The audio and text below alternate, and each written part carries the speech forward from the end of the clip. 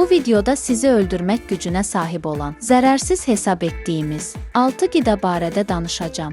Bu videonun sonunda mənə çox sağ olun deyəcəksiniz. Videoya keçməzdən əvvəl mənim kanalıma abunə olub, bəyənməyi unutmayın ki, bu video daha çox insanın qarşısına çıxsın. Birinci bişməmiş çiğ burger ətləridir. Ucuz ətin şorbası olmaz deyirlər. Ucuz ətdə bağırsaq çöpləri var. E. coli adlanan bakteriyanın verotoksigenik adlı bir növü var. Bu növ bakteriya böyrək xəsarətinə, böyrəyin funksiyasının pozulmasına, komaya, hətta ölümə səbəb yaradır. Bunun baş verməməsi üçün iki seçiminiz var. Ya keyfiyyətli ət alın, ya da əti elə bişirin ki, içində sağ bakteriya qalmasın. Bəs E. coli bakteriyası haradan gəlir? İnəyin bağırsaqlarından gəlir və emal prosesində mütləq istehlak üçün ayrılan ətə qarışır. Yaxşı bişməmiş əti yeyən zaman isə bizə keçir. Növbəti zərərli qida kartofdur. Burada söhbət sarı, qırmızı rəngli kartof yox, məhz yaşıl kartofdan gedir. Günəş altında çox gözləyən kartoflar sarıdan yaşıla dönməyə başlayır. Yaşıllaşmağa başlayan kartofda xlorofil maddəsi artır və solanin istehsalı başlayır. Kartof çiçəyindəki kimyəvi maddə olan solanin insan sağlamlığını təhdid edən çox güclü zəhərdir.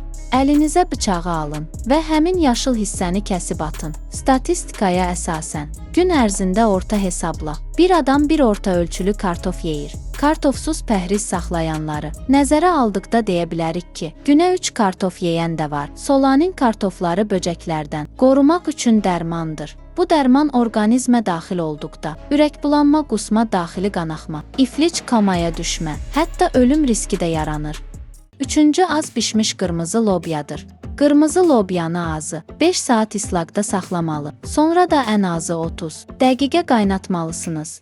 Əgər vamodda tez bazar bişirsəniz, onun toksiklik xüsusiyyətini artırmış olacaqsınız. Tam bişməmiş qırmızı lobyadakı kimyəvi maddə fitohemoglutinin ağ və qırmızı qan hüceyrələrinin bir-birinə yapışmasına və bir top əmələ gətirməsinə səbəb olur. Prosesin əks təsirləri bunlardır. İshal, qarında küt ağrılar, qusma, ölüm. Qeyd etməliyəm ki, tibb təcrübəsində bu səbəblə insan ölməsi faktı yoxdur, amma diqqətli olmaqda fayda var.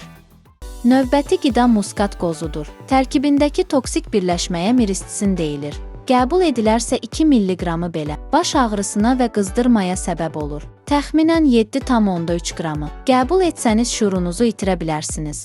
Bütöv halda yeyilərsə, muskat qozu psixozu adlanan hal baş verər. Çünki muskat qozu birləşmələri bir çox dərmanların tərkibindəki psixoaktiv maddələrlə oxşardır. Dünya tibb təcrübəsində 8 yaşlı bir uşağın 2 muskat qozu yeyərək ölməsi faktı var. Sözüm odur ki, muskat qozunu çox cüzi miqdarda istifadə edin.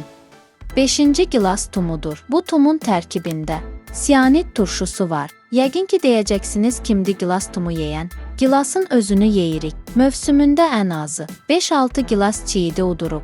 Amma unutmayın, o 5-6 dənə də zəhərlidir. Məsələn, turş gilasın çiğidində 3,9 mg, öküz ürəyi gilasının çiğidində 2,7 mg sianid turşusu var. Burada kiçik bir hesablama aparaq. 48 kiloqram çəkiniz varsa, bu o deməkdir ki, 20 mg sianid turşusundan zəhərlənə bilərsiniz. Sianid turşusu ilə zəhərlənmənin simptomları bunlardır.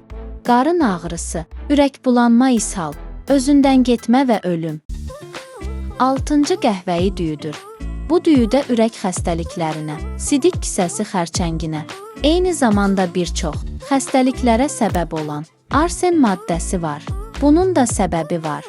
Qəhvəyi rəngli düyü çox vaxt növbəli əkinə uyğunlaşdırılmış torpaqlarda əkilir və ondan əvvəl həmin torpaqlarda pambıq əkildiyinə görə torpağa arsen qarışması normaldır. Axı arseni pambığa kimyəvi dərman kimi püskürdürlər. Yaxın tarixədək arsen bütün həşərat dərmanlarının tərkibində vardı. Torpaq arsenlə zəhərlənir və qəhvəyi düyü bu maddəni özünə çəkir. Araşdırmalar nəticəsində məlum olub ki, bu düyü kanserogen, hədd olaraq qəbul edilən arsen səviyyələrinə malikdir. Odur ki, bundan sonra bu qidalarla daha diqqətli olun. Faydalı məlumatlar üçün mənim kanalıma abunə olub, bəyənməyi unutmayın. Bu videoda bu qədər. İzlədiyiniz üçün təşəkkürlər.